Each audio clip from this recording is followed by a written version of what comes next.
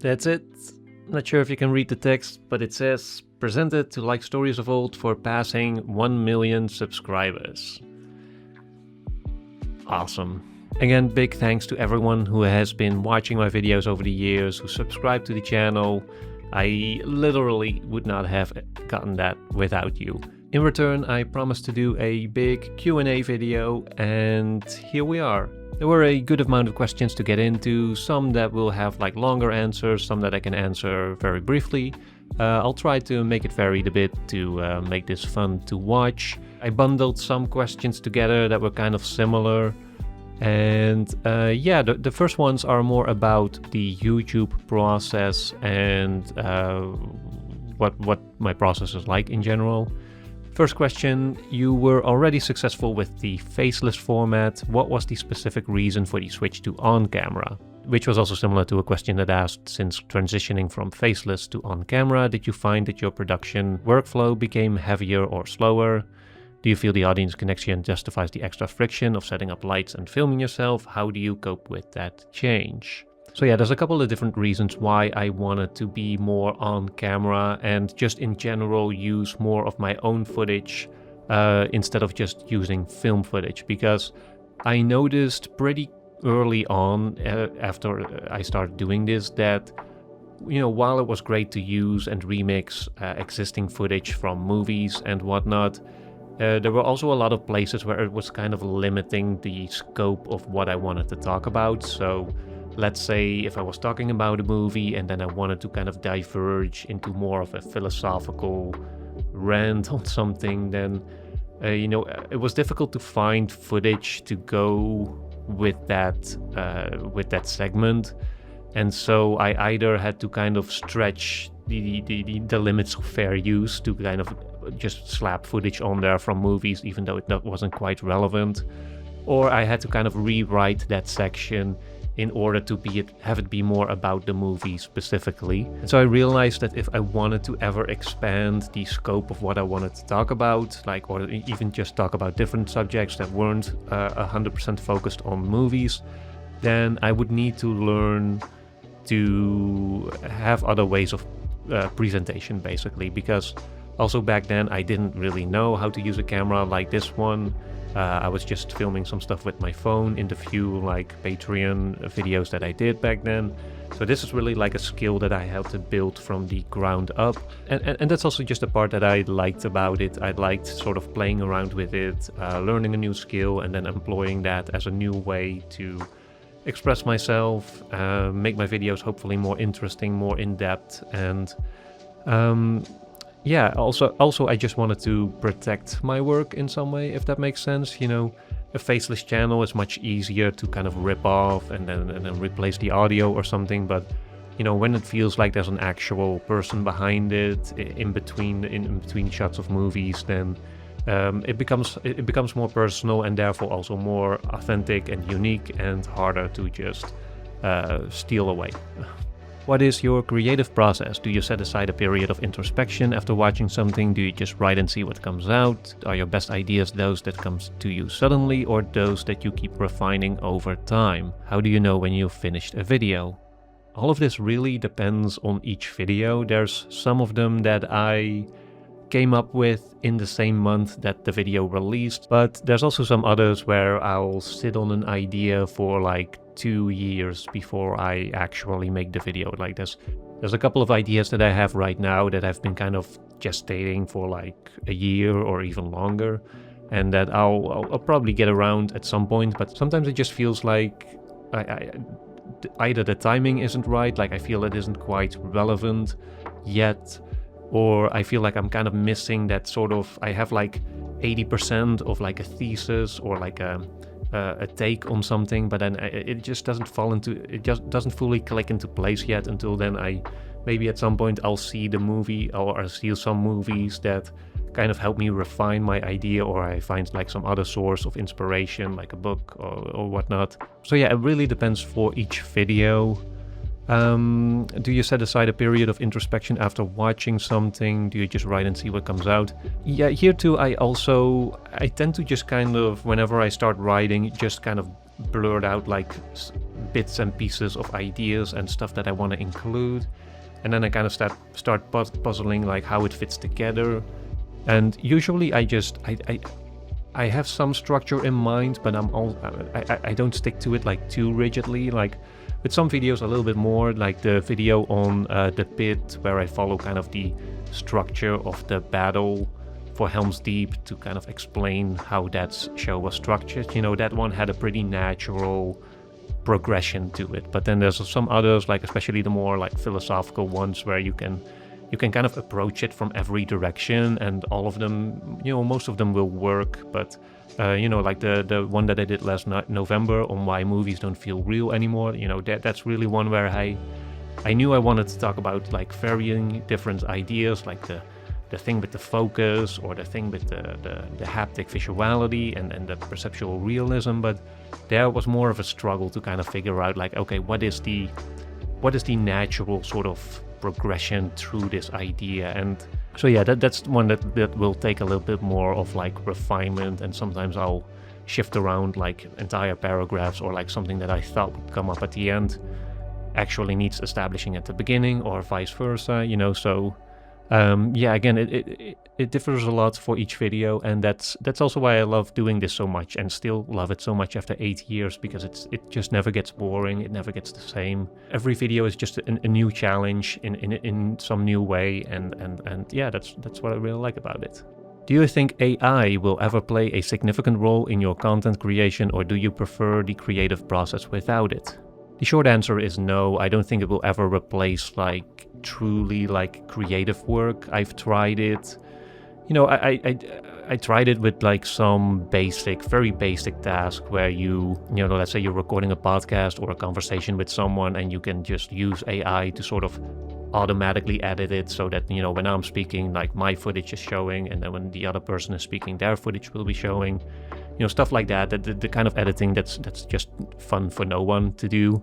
And that's just kind of easy, but that's kind of like, that's very low grade. I think that was even an option before like AI became an actual thing. As for like generative AI, you know, just out of curiosity, I've tried sometimes to like tell ChatGPT or something like, okay, this is what I want to talk about, write it like in the style of a like Stories of Old video, but every time everything that he generated was just ridiculous, and, you know, clearly useless without me having to rewrite the whole thing anyways, and even like the structuring wouldn't be useful. So that was just like when it first released, and I immediately realized like, okay, this is not a useful tool, or not a useful way to use this. The only real way that I found it useful is as a slightly smarter Google search engine. So let's say for a video, I'm looking for specific archetypes in movies or specific types of scenes, and I have a few in mind. I can just ask it like, okay, I want to talk about this specific thing.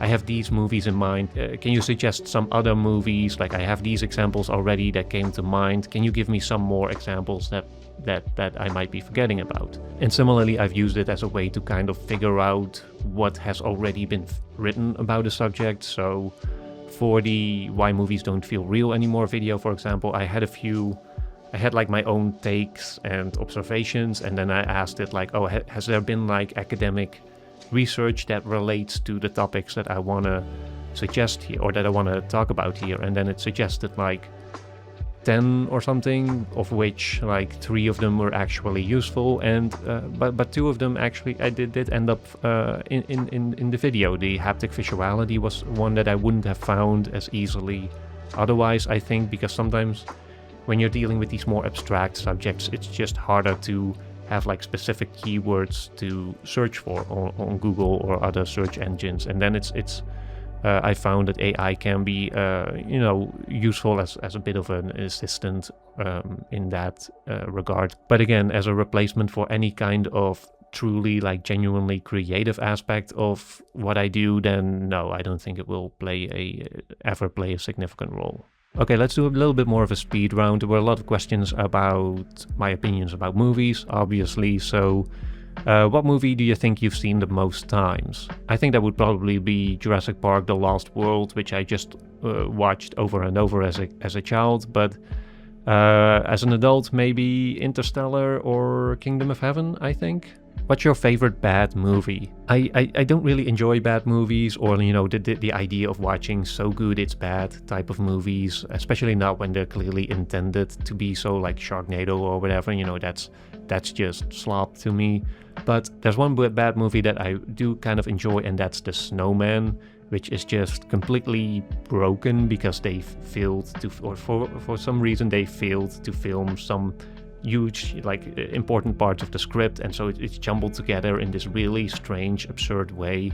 And Dan Olsen from Folding Ideas has made a really great video about it that I've seen like 5 times already, and which is just as enjoyable as the movie itself, and I highly recommend you check that one out. What's your favorite animated movie? I think that would be Disney's Tarzan, which really was like a childhood favorite of mine. Are there any genres of film that you feel the need to explore more in the future? Probably animation. I've said this before, but it's been kind of a blind spot for me. I don't watch too much of it. I often don't really connect to it. I like watching real stuff. So yeah, probably that one. Okay, going back to some of the more process-based questions. I'd love to know how you record such flawless voiceovers. Why do you hold your mic in your hands? I'm not holding my mic in my hands. I've done it for some videos, but usually, the thing with this one, especially, I mostly use the Shure SM7B for voiceover, which is the default for most YouTubers. I also have this one, the Earthworks Icon Pro, which I use sometimes when I'm on camera, because you can use this one a little bit further from your face. The Shure, you kind of have to stay close, and if you go like this already, or this, you quickly notice the difference. And that's also sometimes why I hold it in my hand, because if I feel like I want to move around a little bit more physically, then it's just easier to hold it in the hand, and then I can just talk like that. But if I'm just sitting at my desk like this, now it's on a little stand, it's fine, and I don't have to hold it. Other than that, how do I record such flawless voiceovers? I really don't do too much, I think. I just have the proper mic, but I think just as important is that you kind of take care of the room that you're in and make sure that it's like a little bit soundproofed, so that there's no surfaces for the noise to bounce off of. But other than that, I don't do too much in terms of post-processing. It's pretty much what you hear is how it kind of goes into the mic, is the way how it comes out. And I'm also just not that good at sound editing, so I think it's better for me, the more I kind of mess with it. I've done it in the past when I had a more, a crappier mic, and I felt like the more I just kind of messed with it, just the worse it got. So I've kind of learned to trust the microphone, make sure the noise is as good as possible, or the sound is as good as possible when it gets into the mic,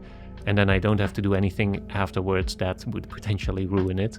I would be curious to hear whether the making of these videos has affected how you consume films. Do you have a different perspective now that you're also, in a sense, a filmmaker? Did watching and analyzing films become more of a chore when you started doing it for a video instead of just for the joy of it? I think the short answer to all of these would be no. I think I can still sort of watch movies as I did before, even if I'm not watching as many of them as I used to. Before I was doing YouTube, I could watch 2 or sometimes 3 movies a day, but I was also a student. I didn't have grown-up responsibilities or a relationship, and I have all of those things now, and I just it's more difficult to make time to watch movies. But when I do, I feel like I can still slip pretty much into a state of just trying to enjoy the movie for what it is without being already up in my YouTube analyzer brain, and that's also the fun part, because sometimes I'll watch a movie just for the fun of it, and then afterwards it ends up sparking an idea, and it still becomes a movie, or it still becomes a video. And so even when my intention is not to make a video about something or to watch it in an analytical way, it can still sometimes end up being one. So in that sense, I guess you can say that has affected my way of watching movies, but it's not a conscious thing. I think it's more a subconscious process that lingers in the background when I'm watching a movie. But I do not feel that that's kind of altered it in like a negative sense, or that I'm not just seeing movies as sort of products to be dissected and examined. I can just still enjoy films as I used to do. Any videos that I'm particularly proud of? Probably not that big of a surprise, but the ones that I'm most proud of are usually the ones that have more of like a personal touch, or where I allowed myself a little bit more creative, artistic freedom, such as the video on the fear of death.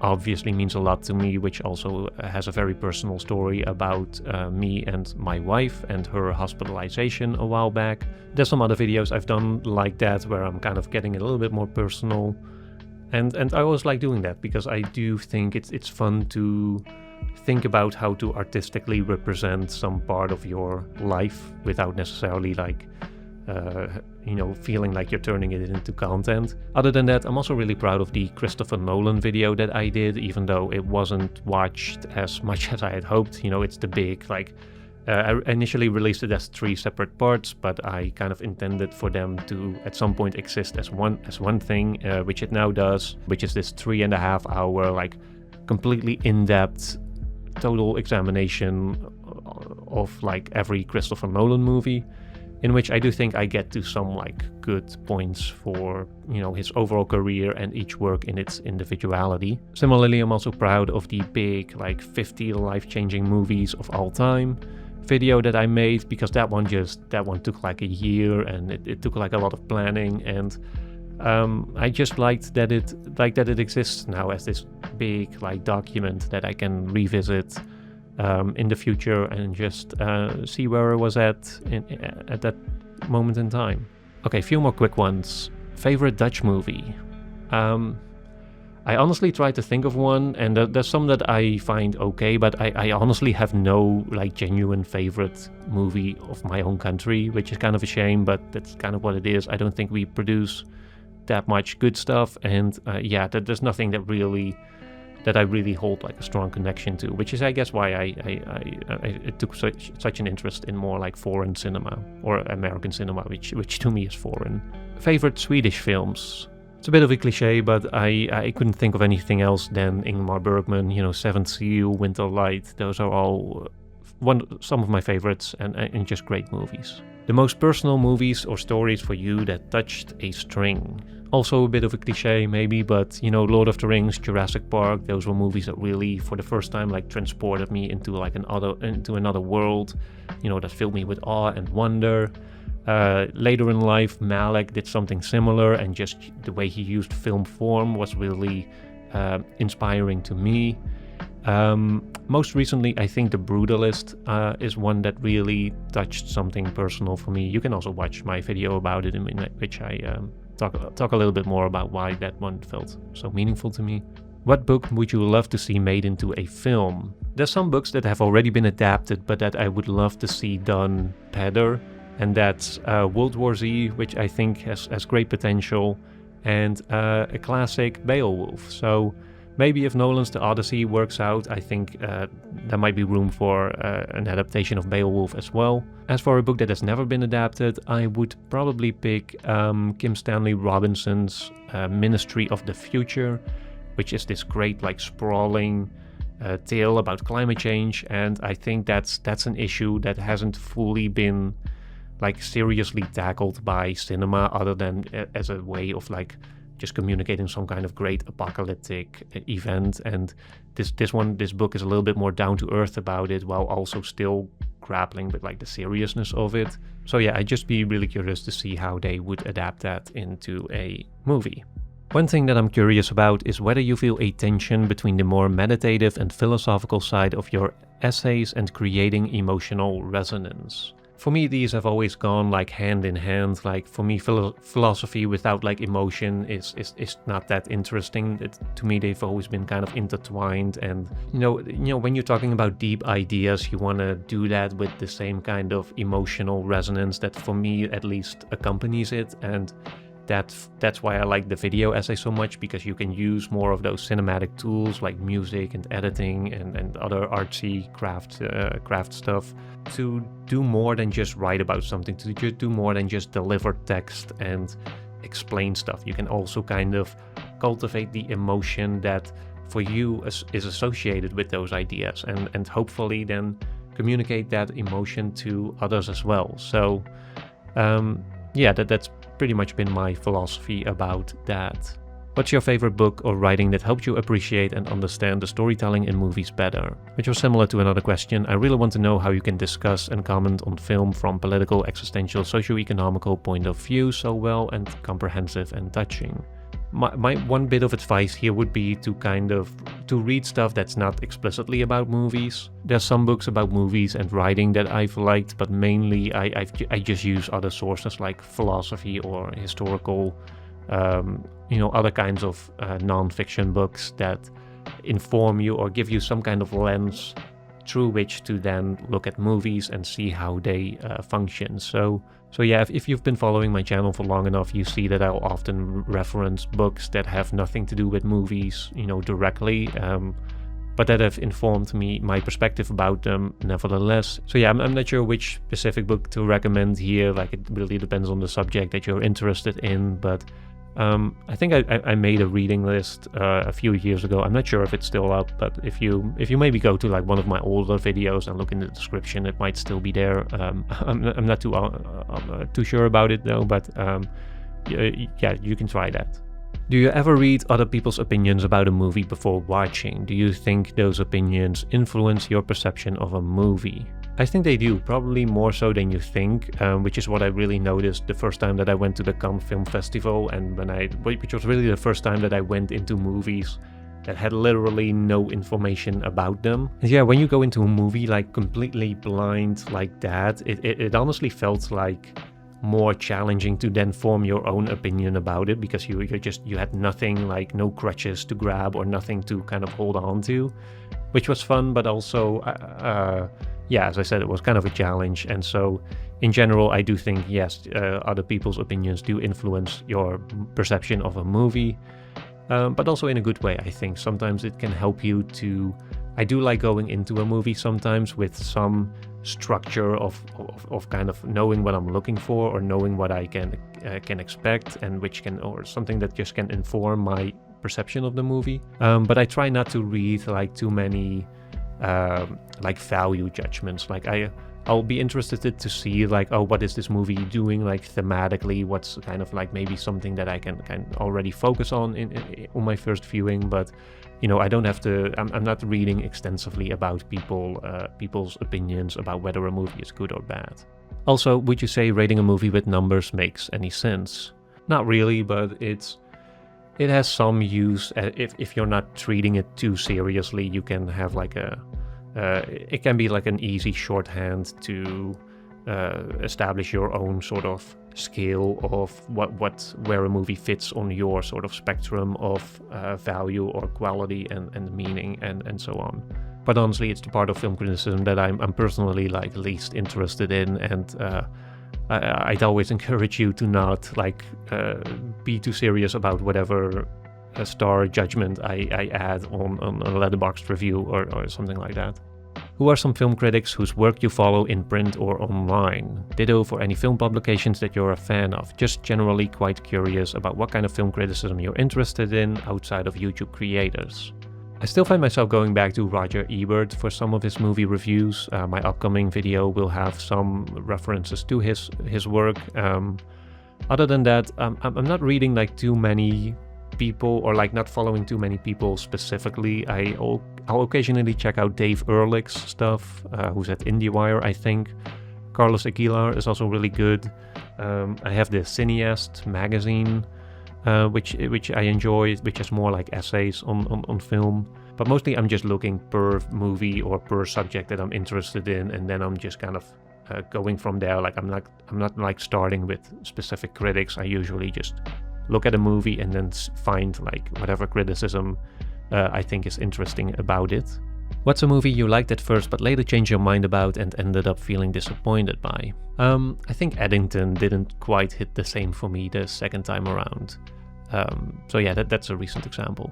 What about the opposite? A movie you hated at first but eventually grew to love?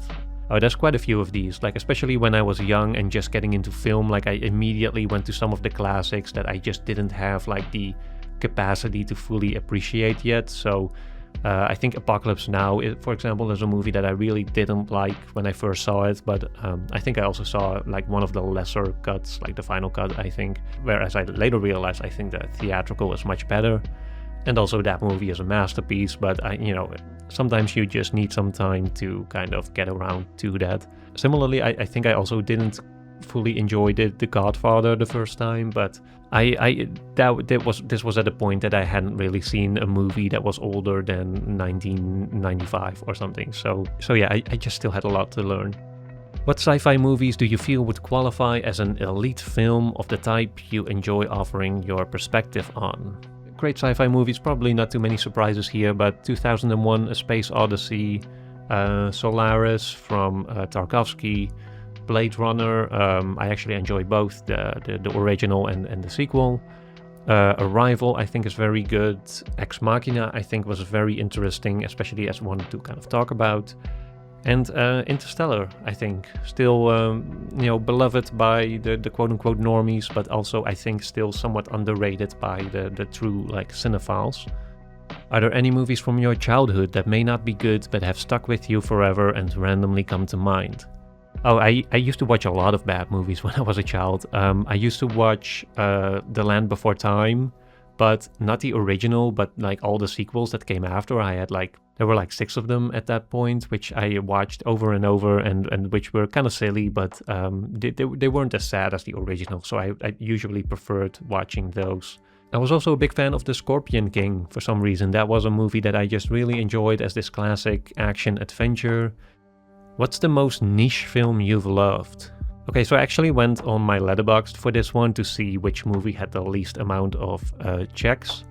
And based on that, I ended up with a lot of like Herzog movies, like some of his older, more niche stuff, like the documentary Bells from the Deep, or one of his earliest films, Signs of Life. Also, more recently, Ken Burns, his documentary, I think it's his latest documentary, The American Buffalo, which I think was very good.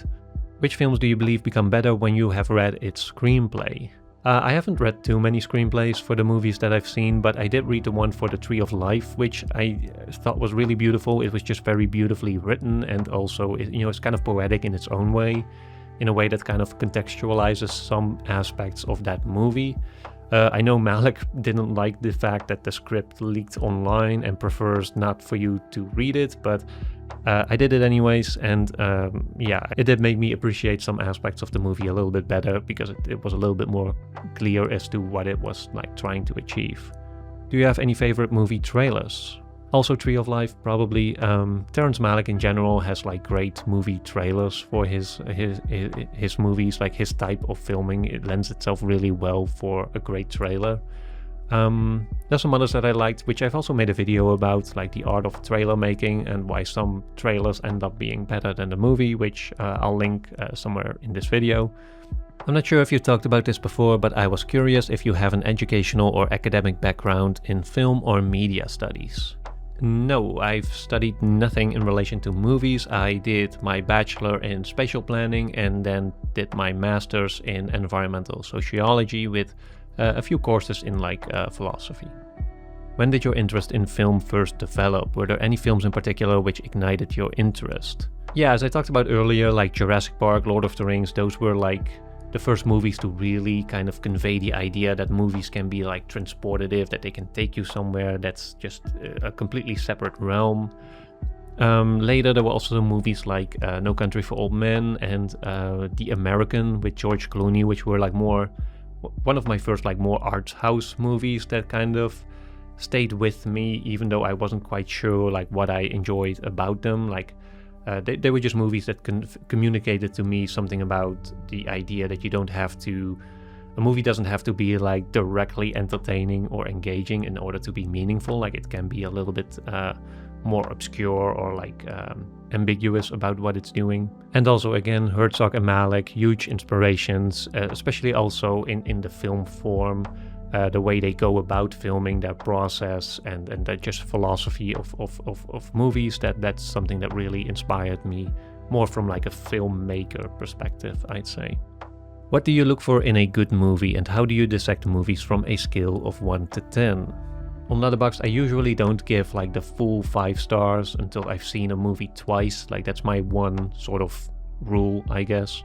Other than that, it's just whatever. Like 3 stars is fine, 3.5 if it's better than okay, 4 stars if it's like really good. You know, but again, I don't care too much about the star system. For me, like increasingly lately, I'm just looking for movies to make me feel something, like more than just a movie being clever or well made. Like I'm kind of looking for an emotion or something like that. Like I want to be emotionally transported and immersed. I want to not be like thinking about a movie analytically. Like I want to just be immersed in a vibe or an atmosphere, or again, I want to be engaged in like a mode of feeling. Like that's increasingly becoming something that's, or like an increasingly important metric for me in how I judge a movie. Like, does it feel like it stirs something within me, and then can I then sort of kind of dig into it and see why it does so, and what exactly those feelings mean or signify. Do you have any predictions for what movie genres, trends and tropes will be popular this year or at the end of this decade? Yeah, I think that as an extension of the previous question, I do feel like sort of movies that capture sort of like a liminal energy, or like that capture a distinct mood or vibe, will become more important than a movie that is just clever, or that is just like nostalgia baiting, or just another IP entry into like a series that we've already seen like a million movies of. But also, and this is like a thesis that I'm kind of developing as one of those ideas that is taking a little longer to form, but that might form a video at some point in the future. I think that just like trends in general are becoming less important, and that people will just that it will become all more like decentralized, that in the sense that there's not like one monoculture anymore. And I feel like maybe especially when the film world is kind of catching up on it and might invest more, like become more decentralized, in the sense that, you know, maybe YouTubers will get more of like will get more movies made, as we've seen with Iron Lung and Shelby Oaks, for example. I think in some ways like the creativity will diversify at some point, and then also that would also mean that that won't be like a general trend to really hop onto anymore, and that each studio and every filmmaker will have to kind of find their own niche, which is kind of an exaggeration, of course, that there will still be like the trends of, I think, the franchise building, IP movies, that will all continue. But I think as far as something that I think will be kind of a new thing, then I think it will go into that direction a little bit. Since you've consumed such a wide breadth of movies from both centuries and many countries and languages, is there something you have noticed when viewing a film from the 20th century versus the 21st so far? Yeah, I think for this one I'll just refer you to my Marvelization of Cinema video and the Why Movies Don't Feel Real Anymore that I did last November, in which I think I'll probably say everything about that subject that I have to say at this point. Do you think part of cinema nowadays replaces the role of religious text from the past as narratives to live by and base values on? What parallels exist between cinema and religion in how it exists in society? That's kind of a heavier question. I think the short answer is no. I do think that while art and religion in general have like overlap, I do think, and they can inform each other, I do think they are like different, distinct categories that aren't fully like interchangeable. You know, in some ways I think movies can function like stories in the Bible, but unlike the Bible, movies or cinema doesn't have that kind of overarching structure of belief to kind of tie it all together, and so every movie is in itself its own like story of meaning or its own source of meaning. And so I think that would be the main distinction between cinema or art in general and religion, is that it just lacks the kind of the mono cultural aspect of it, or the mono belief system around it that ties every individual expression of it together.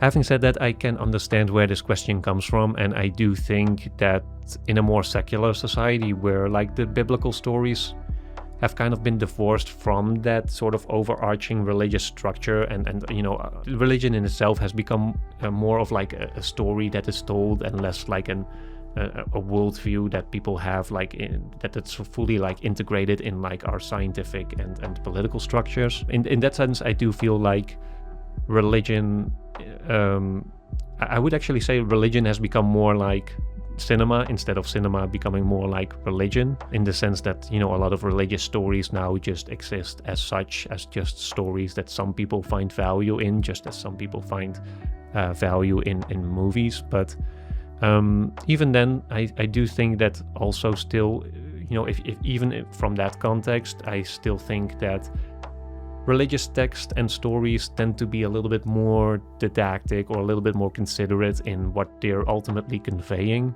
whereas I think movies can be, they have a little bit more freedom to be other things as well. You know, they don't just have to preach morals or have like a specific message. They can explore other parts of humanity as well. They can be other things, and so in that sense, it's you know, religion can be a little bit more of a limited thing compared to cinema.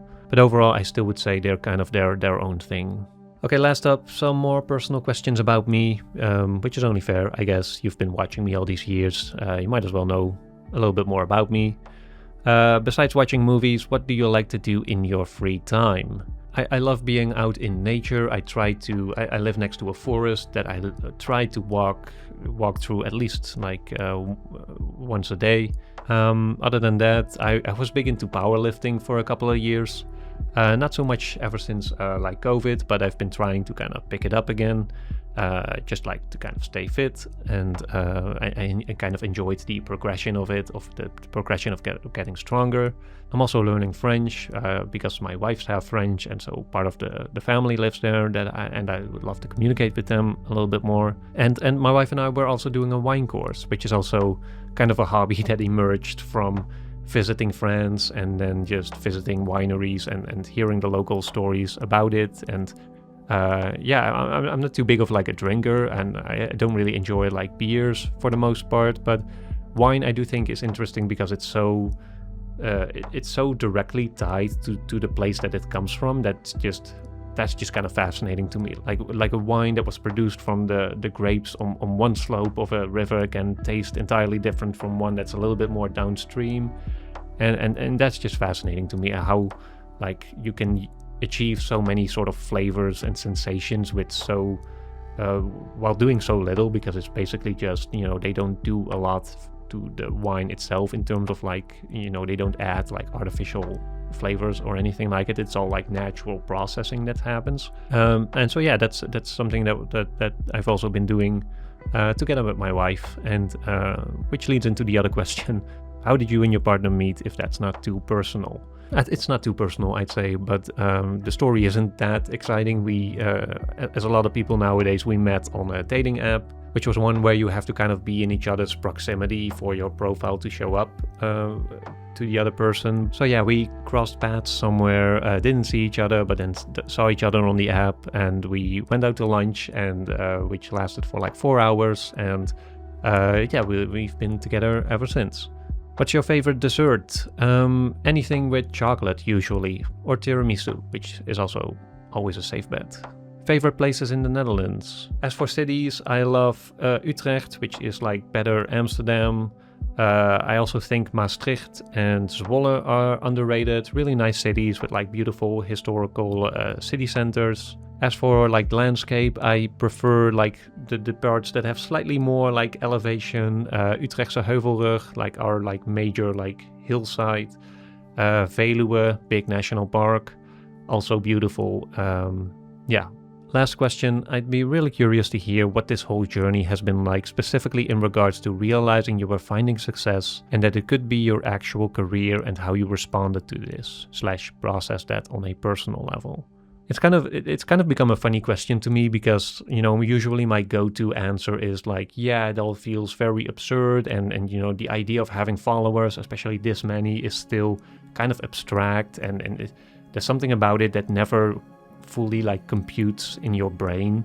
But then again, I've been doing this for 8 years, I think, at this point. I've never had like another serious job, so I'm like in my early 30s, and I've never known any other like way of working than this one. So at some level, I also can't imagine doing anything else at this point. So yeah, in that sense, all of this has come to feel very familiar to me, to the point that I can't even remember what it was like to not do this, which is sometimes a bit scary, because it does feel like, okay, if this ever stops working out for some reason, then I don't know how to do anything else but make YouTube content. But at the same time, I also feel confident that there's always going to be some form of online content creation that's going to exist from now until the internet gets closed off completely, and then I'll have to figure out something else. I don't think I'll be doing the exact type of content that I'm doing now forever. I'd love to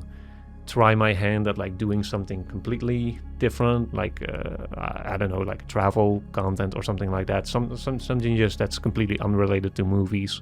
But the point is, I do feel like I'll probably be creating in some form or another for the rest of my life, and that's hopefully I'll be doing that, and that's kind of the career path that I've chosen.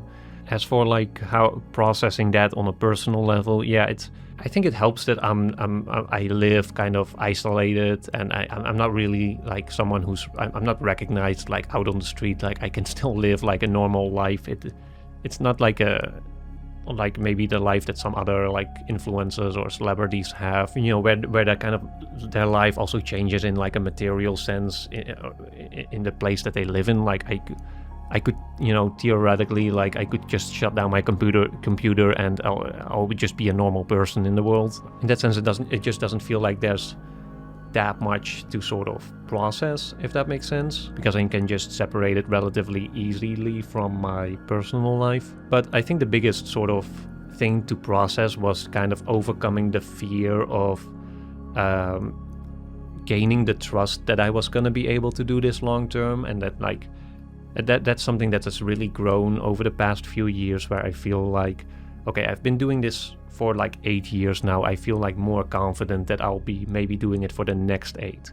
Whereas when you're maybe in the second or third year of your YouTube career, and maybe you've just blown up, which might be exciting, but you're also worried like, okay, this might be a temporary thing. Like I might be here right now, but maybe next year people could lose interest, and all of that will be gone.